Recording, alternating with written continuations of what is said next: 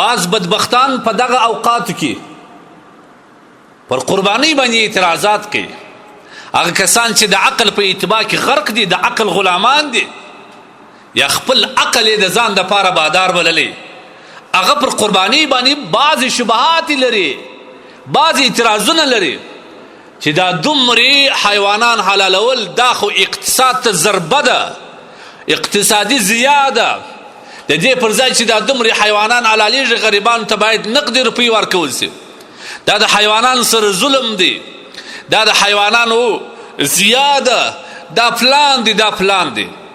ای د الله بندگانو، او د خدای بنده، ته په دې خبره ستا عقل د الله د وحي په مقابله کې کېدلی شي که نه؟ ستا عقل خو ښکته دی، ته څنګه د الله وحي په خپل عقل ثابتوې؟ وحي ته خو عقل خاموشه دی.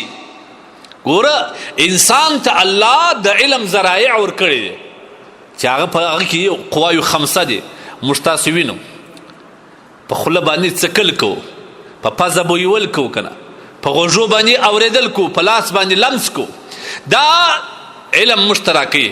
د دې علم پر سر باندې الله موږ ته عقل راکړی دی. دا عقل بیا ججوي چې تا څوک ولیدي، عقل فیصله کوي شناخته دی نه ولاده دی. تا چې شی خوند وکتي، عقل فیصله کوي خوږ دی یا تریخ دی. تا چې په لاس باندې یو شی مسه کوي، عقل فیصله کوي چې کلک دی یا پوست دی که نه. تا چې اواز واورېدي، عقل فیصله کوي چې دا خپل دی یا پردی دی. لیکن دا د عقل علم ختمیږي. پر دې سربیره باندې بیا وحي دی. وحي د الله تبارک وتعالی د لوري دی. د هغوی دپاره الله انبیا راستولي دي. هغه په عقل نه کښوځي، نه به د هغه په مقابل کې عقل چلوي چې دا خو نو داسې دی یا داسې دی. که چا د الله د وحي په مقابل کې عقل وچلول، هغه به الله په دنیا او آخرت کې ذلیل او تباه کوي. موږ تاریخ لرو، ته وګوره فرعون عقل وچلوي، دا خپل عرضي دنیا او مځکې ته چې وکتلې، څه یې ویل؟ انا ربکم الاعلی، زه غټ خدای یم، دا پوج زما دی، دا مځکې زما دی، دا جایداد زما دی، دا فلان زما دی، زه رب یم. الله یې په مقابل کې موسی ورته ودروي علیه الصلاة وسلام. لیکن الله حق ثابته کړه، هغه د عقل غلام یې تباه او برباد کړي. نمرود د عقل غلامي کړې وه، د الله د نبي په مقابل کې ودرېدی، د الله د نبي د وحي په مقابل کې ودرېدی. الله څنګه ذلیله کوي؟ زه رب یم، زه هم خلک ژوندي کولی شم، مړه کولی شم. د قید یې راویستي، هغه یې آزاد کړي، وایي دا یې ژوندی، سم سړی روان و، هغه یې مړ کړي، وایي دا یې مړ. دا د عقل غلامان دي که نه؟ دا نن د خدای په وحي کې عقل چلی. ای د الله بنده، موږ دا قرباني په دې بنیاد کوو چې موږ ته خپل رب حکم کړی دی، وانحر فصل لربک وانحر. لمونځ کوې ولې کوې؟ ولې کښته پورته نه کېږي؟ په دغه لمانځه باندې ستا ولې اعتراض نشته؟ وایي که پر لمانځه هم اعتراض وکړه، د دې لمانځه په مقابل کې بل شی ولې نه کوې؟ خو دا د الله حکم دی که نه؟ حج کوې، دومره پیسې لګوې، ولې کوې؟ دا پیسې مسکین ته ورکړه. هغه پر ځای کوې، دا د خدای حکم دی که نه؟ دې کې زما او ستا عقل نه چلېږي که نه؟ دا د الله یو حکم دی، د هغه اتباع پر ما فرض ده، د هغه پر ځای کول دا زما وجوبه ده، دا زما فریضه ده. په دې کې عقل چلول، دا در عقل لاندې راوستل، دا یو احمقتوب دی، دا بېوقوفي ده. دا د تمدن څخه متاثره خلک چې کوم دي، هغه د چمونه کوي. اوس خو کافران څه کوي؟ مسلمانانو ته د شبهات پر ځای شوي دي. ای د الله بنده، ته خو مسلمان یې، تا خو په خوښه د خدای حکم منلی دی، ته د الله په حکم کې عقل څنګه چلی؟ ته خو دا وایه چې خدای که زما عقل مني که نه مني، زه ستا د حکم اتباع کوم، لبیک وایم ای الله، نه په دې کې عقل چلوم، نه په دې کې نور څه سوچونه او فکرونه وم، ای الله بس ستا حکم دې زه پر ځای کوم.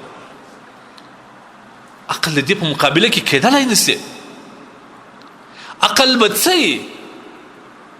عقل د خدای مخلوق دی، تا ته یې درکړی دی. الله په پتا کې یو الله د علم یې شی ده، لیکن ته د الله د علم په مقابله کې د الله دغه کمزور علم چې د عقل په شکل کې درکړی، ته دا استعمالوې.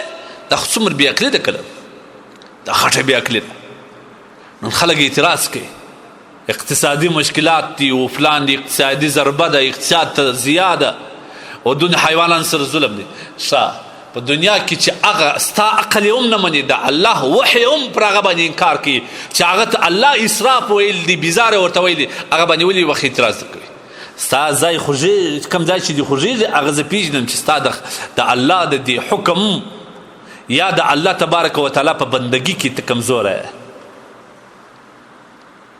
کوم شان چې الله فرض کړی دی الله د الله فیصله ده که نه په هغه کې د الله پاک جل جلاله حکم دی دې کې به ته خپل عقل نه چلایې کوم ځای چې اسراف دی یا اقتصادي مشکلات دي یا اقتصاد ته ضربه ده په دنیا کې څومره کارونه کېږي چې هغه باندې الله هم ناراضه دی ستا هم ته یې مینه چې دا اسراف دې څونه په مینه کوې څنګه ورغورځې په دا ودو کې موږ کوم اسرافات کو ته یې لیدلي